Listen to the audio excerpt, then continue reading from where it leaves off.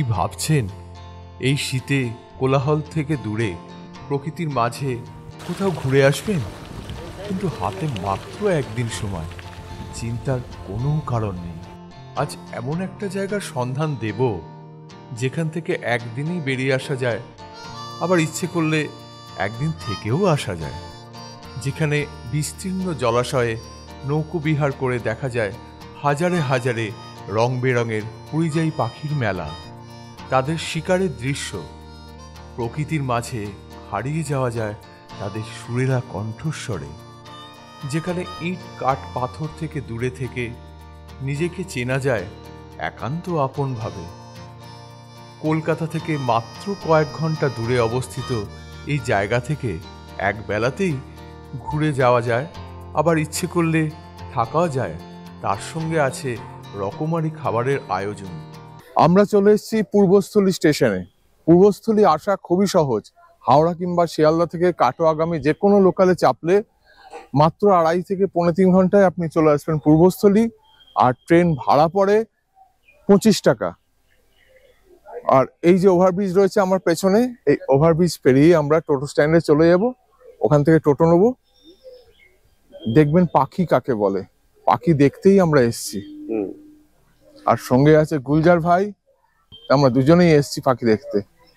যারা গাড়িতে গঙ্গার ওপার থেকে অর্থাৎ কৃষ্ণনগর বা ব্যারাকপুর থেকে আসবেন, তারা ঈশ্বরগুপ্ত সেতু পেরিয়ে সপ্তগ্রাম ত্রিবেণী কাটোয়া রোড ধরে কাল্লা সমুদ্রগড় হয়ে পূর্বস্থলী আসবেন। ওভারব্রিজ পেরিয়ে চলে এলাম টোটো স্ট্যান্ডে। আমরা যাচ্ছি চুপিচর, আর এই হচ্ছে টোটো স্ট্যান্ড। আমি দাদাকে জিজ্ঞেস করছি, আচ্ছা দাদা, এখানে চুপি যেতে ভাড়া কত পড়ে? এখানে আমাদের একবারে পার্কে যেতে, যেটা আপনারা দেখে যাবেন, ওখানে ভাড়া হচ্ছে 20 টাকা করে। 20 টাকা করে পার হেড ভাড়া পড়ে। আর ওখান থেকে ফেরার সময় ওখান থেকেই পাওয়া যাবে। চুপি কাষ্ঠশালী যে পরিযায়ী আবাস আছে তার পাশেই হচ্ছে এই টোটো স্ট্যান্ড। আপনারা যখন নৌকো বিহার করে ফিরে আসবেন এখান থেকে টোটো পেয়ে যাবেন। আর এই সামনে আছে প্রচুর খাবার রেস্টুরেন্ট আছে। আমরা জয়গুরু হোটেল অ্যান্ড হোমস্টেতে এখানে যাবো আমরা খেতে। আমরা চুপি পাখিরালয়ে এসে একটু টিফিন করে নিচ্ছি। এটা হচ্ছে বাটার টোস্ট নিয়েছি।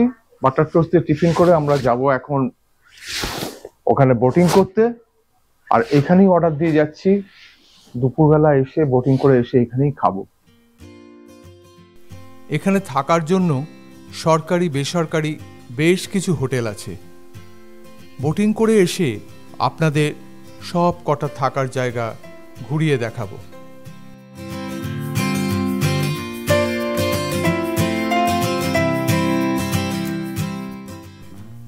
টোটো স্ট্যান্ড থেকে 2-3 মিনিট হেঁটে পৌঁছতে হয় চুপি কাষ্ঠশালী পাখিরালয়ের বোটিং পয়েন্টে।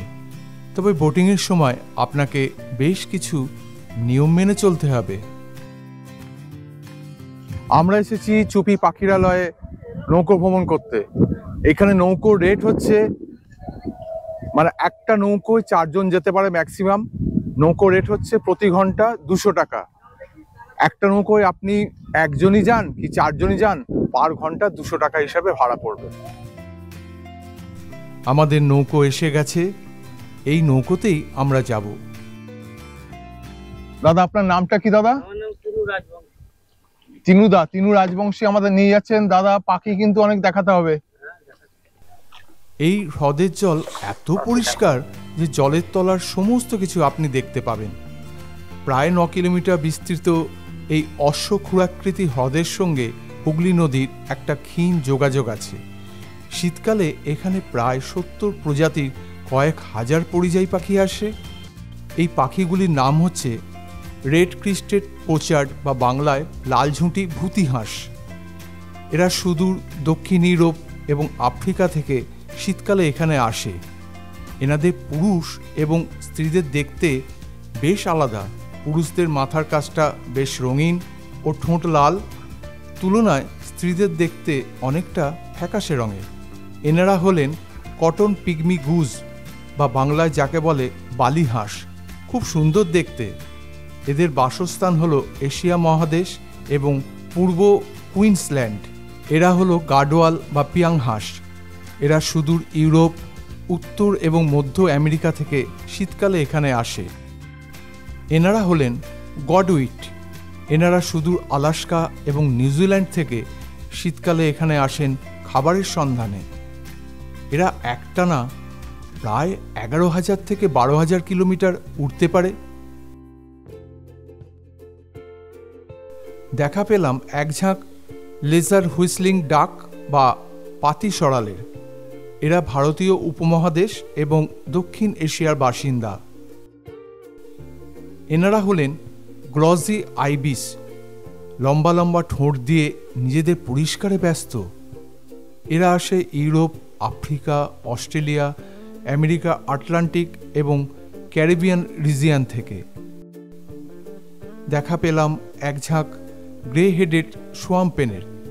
এদের বাসস্থান হল ভারতীয় উপমহাদেশ, দক্ষিণ চায়না, থাইল্যান্ড এবং মধ্যপ্রাচ্য।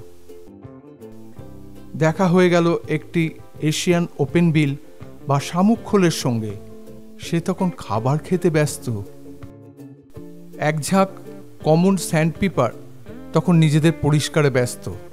এরা সাধারণত ইউরোপ এবং এশিয়ার বাসিন্দা।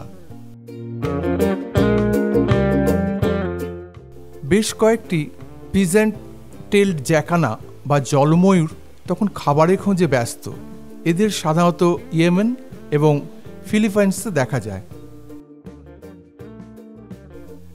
দেখা পেলাম কয়েকটি জ্যাকানার। এদের সাধারণত আমেরিকান গ্রীষ্মমণ্ডলী এবং উপক্রান্তীয় অঞ্চলের জলাভূমিতে দেখা যায়।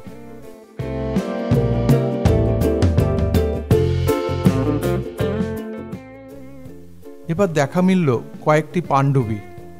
এদের দেখা মেলে ইউরোপ, এশিয়ার বেশ কিছু অংশে এবং আফ্রিকায়। তারা তখন খেলায় মত্ত। আর একটু এগোতেই দেখা মিলল বেশ কিছু পানকৌড়ির। আহারে, উনি বসে আছেন যেন কিছুই বোঝেন না। দেখা পেলাম মাছরাঙার। মাছ দেখলেই টুপ।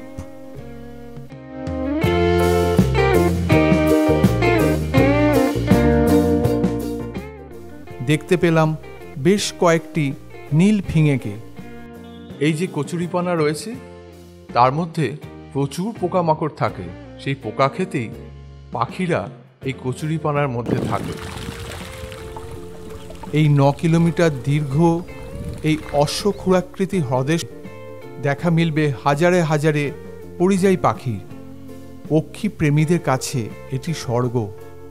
এবার আর কোনো কথা নয়, শুধুই দুচোখ ভরে দেখা।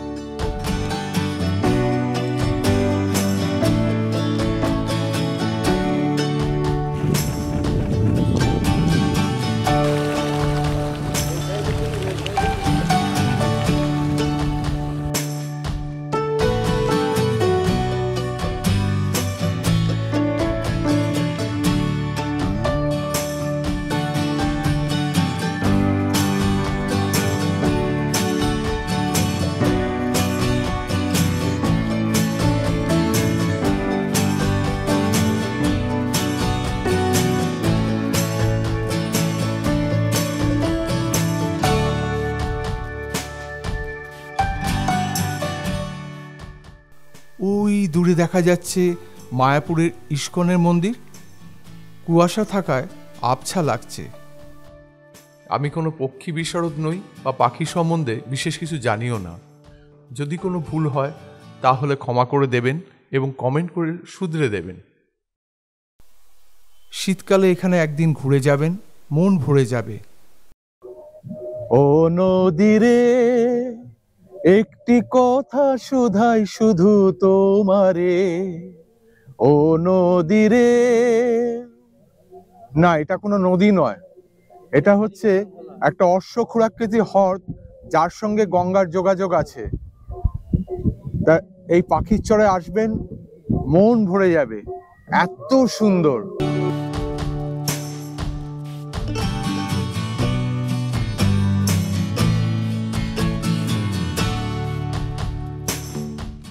আমরা চুপির চর ঘুরে গেলাম, অনেক অনেক পাখি দেখলাম, খুব আনন্দ করলাম।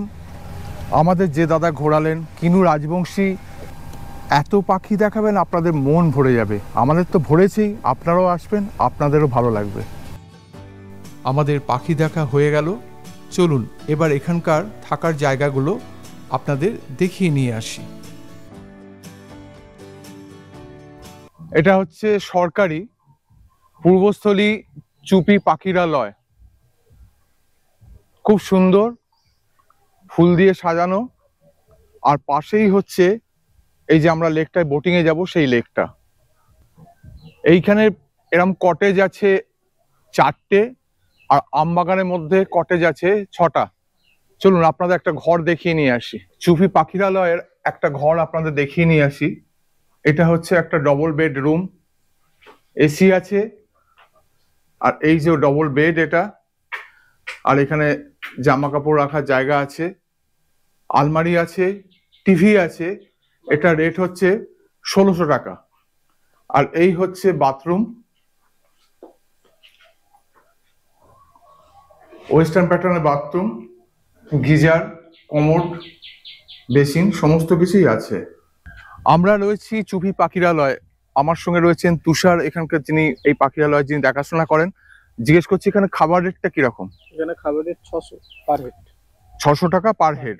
তার মধ্যে থাকছে ব্রেকফাস্ট, লাঞ্চ, ডিনার থাকছে, আর সন্ধ্যেবেলা স্ন্যাক্স আর চা থাকছে। 600 টাকা করে এখানে কিন্তু খাবার রেট পার হেড। সুন্দর এখানে বাগান আছে, আর আছে লেডিস জেন্টস টয়লেট, সুন্দর ফুল ফুটে আছে।